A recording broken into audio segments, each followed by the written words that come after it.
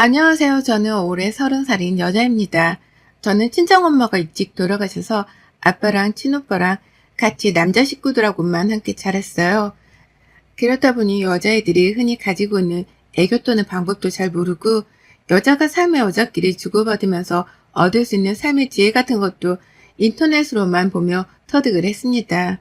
제가 바르게 자란 걸 보면 그게 마냥 나쁜 건 아닐 테지만 늘 마음 한켠이 불안한 건 어쩔 수 없네요. 내가 살고 있는 방법이 옳은 것일까 하는 의문을 가지게 되어서 말이죠. 결혼을 하고도 예외는 없었습니다. 애초에 결혼하면서부터 말이 많긴 했었어요. 남편은 제가 가장 친하다고 생각하는 친구의 동네 오빠이고 그렇다 보니 친구 하나 믿고 남편한테 의지를 많이 했어요. 내 절친이 좋게 본 사람이니까 좋은 사람이 분명할 거라는 은연중에 확신이 있었던 것 같습니다.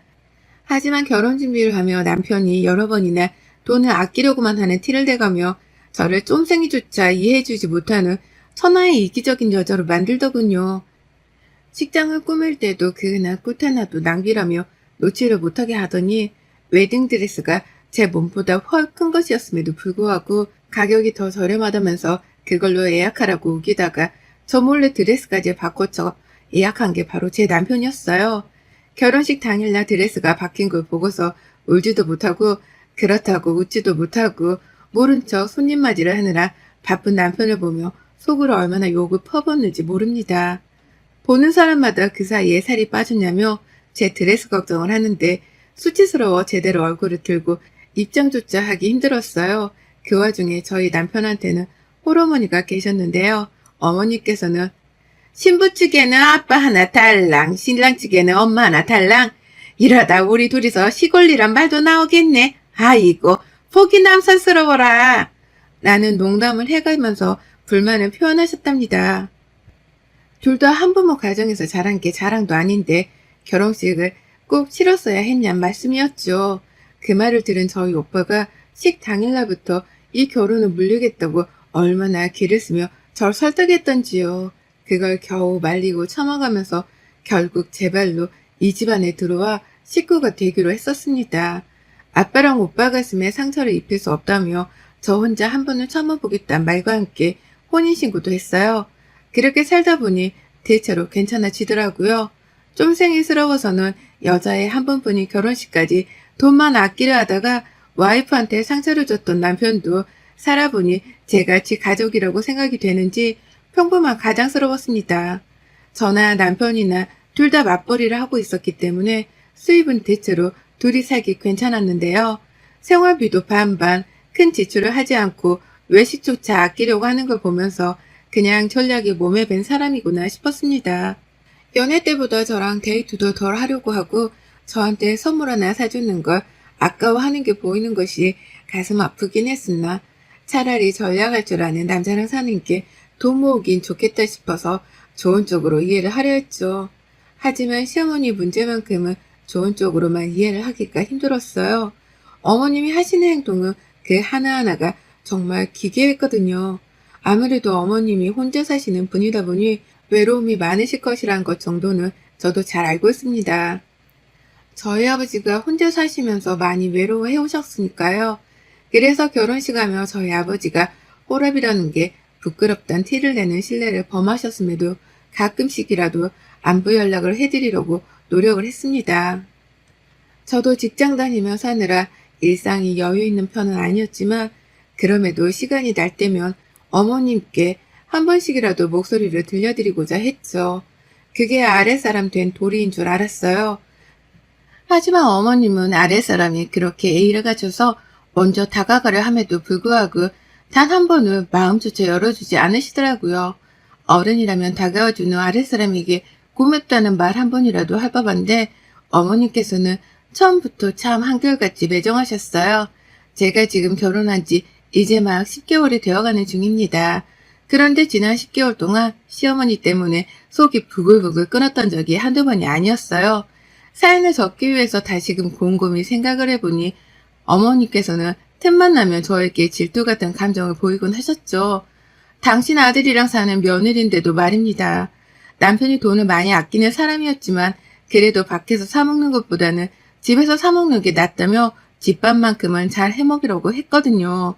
요리하는 것 자체도 좋아라 해서 저 대신 부엌에 들어가 칼을 잡는 적도 많았고요. 그러면 어머님은 꼭 식사 시간대에 맞춰서 전화를 해오셔서는 남편이랑 같이 밥을 못 먹도록 한참을 남편을 붙잡고 있었던 적도 있었고요. 뭘 먹고 있냐고 물어보셨다가 자신도 먹고 싶다면서 그 길로 저희 집을 찾아오려 하신 적도 많았습니다. 진짜로 찾아오신다고 하셔서 남편이 시어머니의 몫에 음식을 빼놓고 마냥 기다리려고만 한 적도 몇 번 있었을 정도였어요.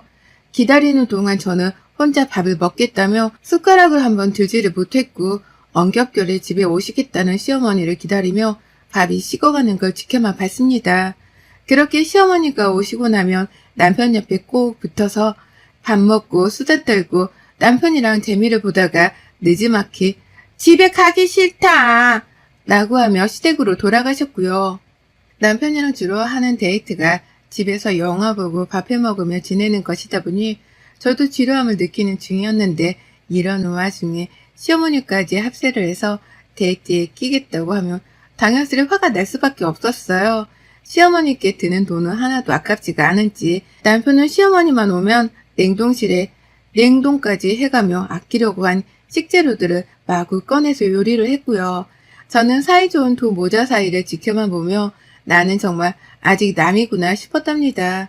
남편조차 나를 남으로 생각해서 시어머니한테 하는 것보다 헐 못해주는 거구나 하고 말이죠. 시어머니는 그게 또 좋다며 남편 옆에 꼭 붙어 제가 말도 못 걸게 만드셨고요. 오죽했으면 저희 부부가 주말을 맞아서 야외로 나들이를 가려고 할 때를 기가 막히게 캐치를 하고는 연락을 해오기도 하셨어요. 모처럼 집에만 있다가 나서려는 것이었는데 그날 남편에게서 뭔 얘기를 들은 건지 어디로 가면 되냐? 나도 가도 됐지? 나만 빼고 가려고 했냐? 라면서 신이 나도록 무료를 보더라고요. 물론 저희 남편한테 말이죠. 그러면 남편은 당연히 와도 돼 라고 하면서 시어머니께 약속 장소를 찍어 보냈네요. 그럼 저는 100년 만에 나가는 야외 데이트였는데 그걸 시어머니랑 같이 보내며 완전 울상이 되어야 했고요.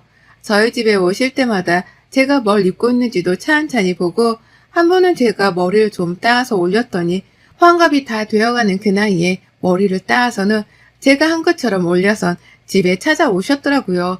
미칠 노릇이었죠. 이쁘다고 한 가디건은 달라는 소리인가 싶어서 황당해하며 봤더니 다음번에는 똑같은 색상의 가디건을 입고 우리 집을 찾아오질 않나. 정말 알 수가 없는 속마음이었습니다. 모질다고 해도 할 수 없었죠. 저는 시어머니랑 결혼한 게 아니라 제 남편이랑 결혼한 것이었으니까요. 자꾸만 끼어들어 부부생활의 일원이 되려고 하는 어머님의 태도는 분명 도가 지나친 것이 맞다 확신했어요. 그걸 모르는 시어머니랑 남편이 그저 답답하고 속상할 뿐이었고요. 그렇게 섭섭함이 차곡차곡 쌓여가면서 시어머니의 주저넘치는 참견과 관심을 불편해하던 중 이것이 질투라는 확신을 하게 되었답니다. 제가 임신하게 되어 지금은 막 9주차를 지나고 있는 상태예요. 임신이 처음이고 아이도 아직 조그마한 상태라 뭐든 조심하게 되고 예민함이 하늘을 찌르는 중이었죠.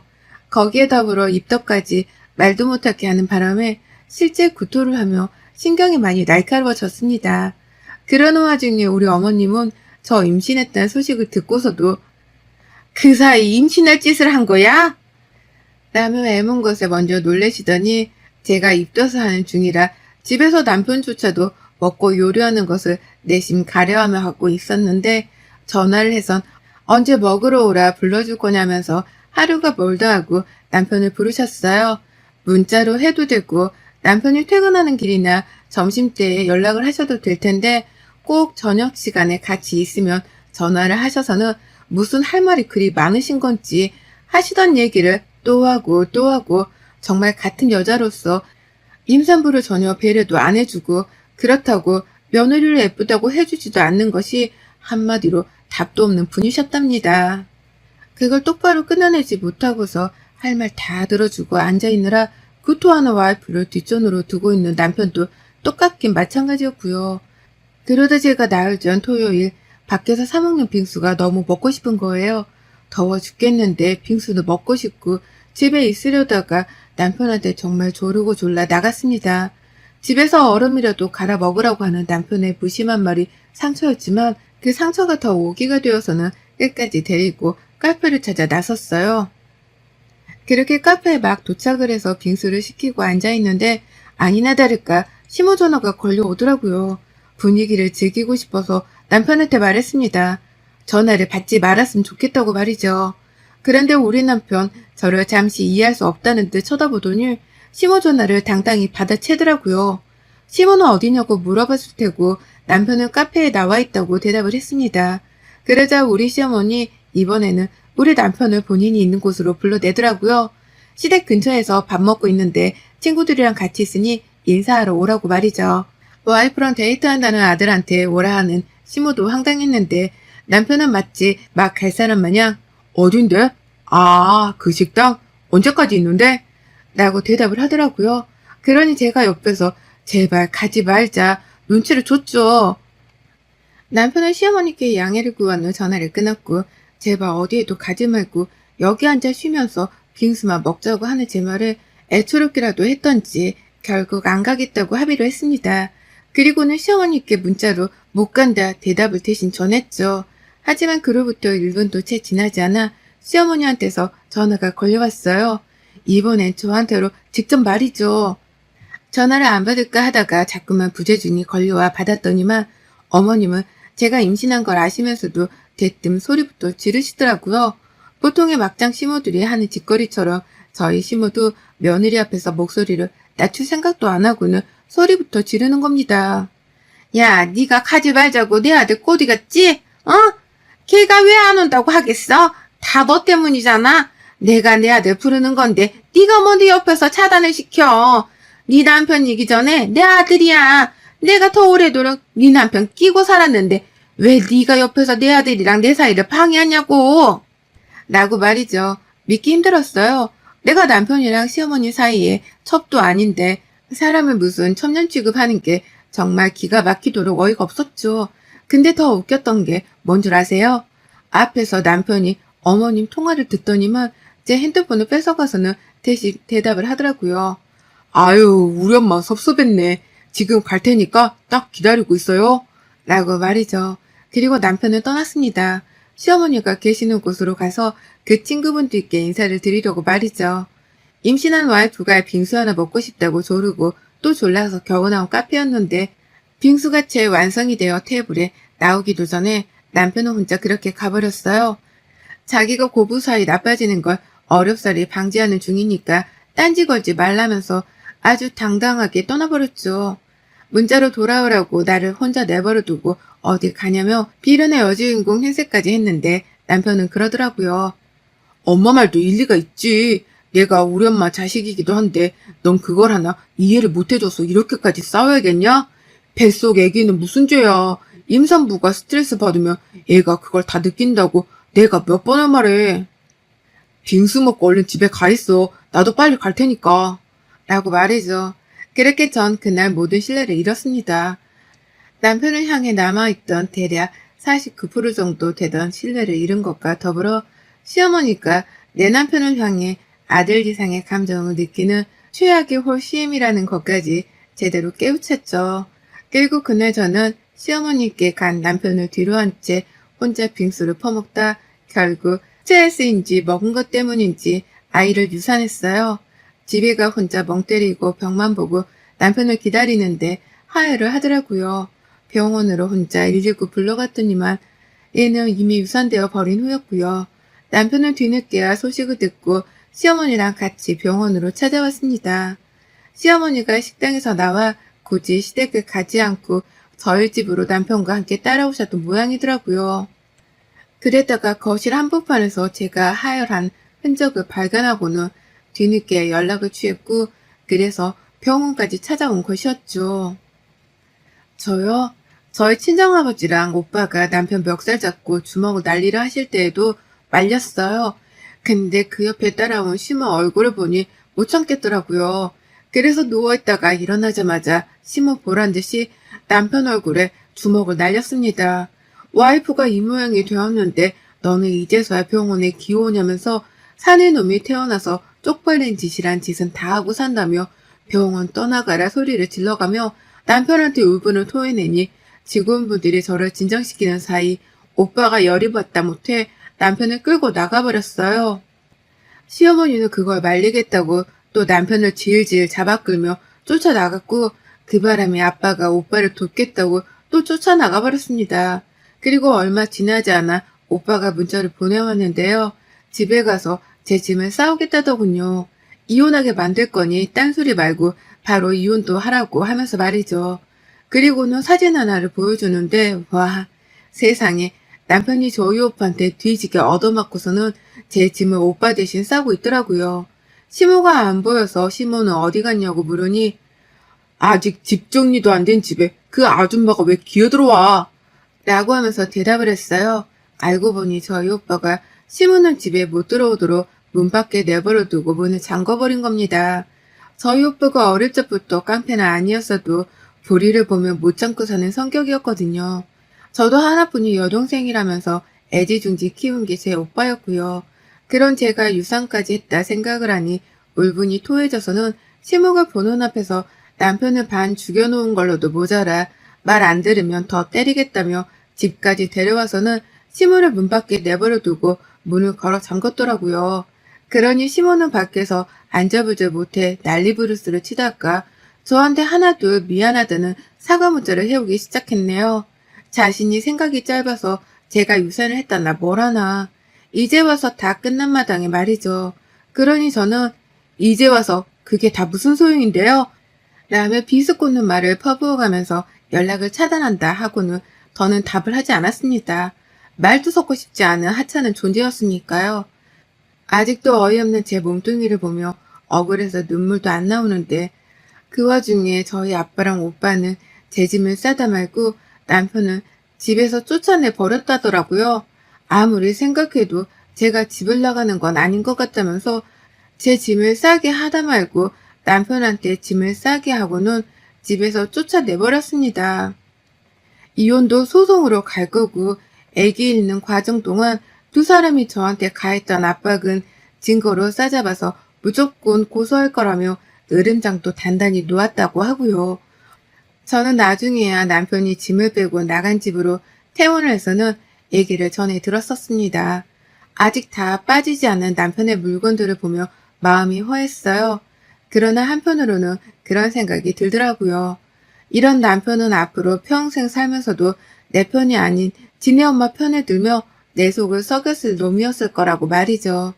그런 놈의 자식까지 낳고 평생 발을 못 빼고 사느니 차라리 지금이 나에게 좋은 기회일 수 있다고 말입니다. 아이를 잃어가면서까지 얻은 귀한 기회였기 때문에 저는 이 기회를 2번 놓칠 수 없었어요. 그래서 이혼소송도 오빠 말대로 밀어붙이고 얼른 재산 정리에 홀로 서기를 하기로 했답니다. 불과 얼마 되지 않은 시간 동안 아이 잃고 남편 잃고 집까지 잃게 된 저였는데요. 오빠랑 아빠가 제 곁에 든든히 계셔준 덕분에 그나마 버틸 수 있었어요. 오빠가 자기 아는 사람들 총 동원해서 변호사까지 소개를 시켜주는데 역시 내 피부치는 가족밖에 없더라고요. 결혼한 기간이 너무 짧아서 재산 정리를 할 것도 없었지만 그래도 결혼하면 들인 돈을 나누고 정리하느라 어쩔 수 없이 남편과 연락을 해야 했는데요. 그것도 저희 오빠가 다 정리를 해줬습니다. 아내 유사시킨 걸 동네방네 평생 근처에서 떠들고 다녀서 다시는 여자도 못 만나게 하고 결혼도 못하게 하겠다고 으름장을 놓았더니 남편이 즐겁을 하면서 한 번만 봐주라고 애걸복걸을 했다더군요. 저희 오빠가 한다만 하는 사람이란 걸 얻어맞으며 뼈저리게 느꼈던지 해달라는 대로 다 해주겠다고 먼저 제안을 했다고 해요. 그래서 오빠는 지금 살고 있는 저희 전셋집 만기가 될 때까지 제가 살고 그 후 받게 될 보증금으로 기존에 보탰던 원금은 돌려주겠다고 합의를 받아냈다고 하고요. 다만 저를 유산시키고 정신적으로 힘들게 한 시어머니와 남편을 향한 위자료 고소는 쭉 이어졌습니다. 그것만큼은 제가 합의를 하고 싶지 않아서 있는 그대로 고소 진행을 했어요. 남편은 가지고 있던 돈 중 대다수가 전세보증금에 묶여 있었는데 그걸 나중에야 돌려받기로 했던 나머지 가지고 있는 수중에 돈이 없다며 힘들어 죽으려 했고요. 뭐 그것까진 제 사정이 아니기에 알아서 하라며 전 깔끔하게 무시를 했습니다. 그렇게 쫌생이 마냥 돈 아끼며 살더니 변호사 하나 고용할 돈 한 푼 안 모으고 뭐 했나 싶더라고요. 이 순간 이혼하는 걸 얼마나 다행이다 싶었는지 몰라요. 몇 번이고 시어머니의 무리한 간섭을 고칠 기회가 있었음에도 고치지 않는 남편, 그리고 그런 남편을 믿으며 배짱 두둑히 안 좋은 행세를 하듯 내 남편을 불러댄 시어머니. 이 두 사람으로부터 받은 돈은 값어치도 없겠으나 약이 오르고 화가 나서라도 푼돈의 위자료는 받아낼 생각입니다. 그 돈으로 먹고 싶은 빙수 마음껏 먹고 하늘에 간 아이에게 평생 미안해하면서 살 거거든요. 잘 사는 모습을 보여드리지 못해 제 가족들에게 너무 미안한 마음이 크지만 이혼을 하게 됨으로써 새롭게 살 큰 기회를 얻었다 생각할 겁니다. 그래서 이전보다 훨 당당하게 잘 사는 모습을 보여드릴 거예요. 인터넷에서 마주하게 된 구독자님들께 응원을 받고 싶습니다. 저 당당히 잘 살 수 있게, 그리고 하늘에 간 아이도 더 좋은 부모한테서 꼭 다시 태어날 수 있게 많은 기도해 주세요. 여러분의 생각은 댓글로 남겨주세요. 오늘도 시청해 주셔서 정말 감사합니다.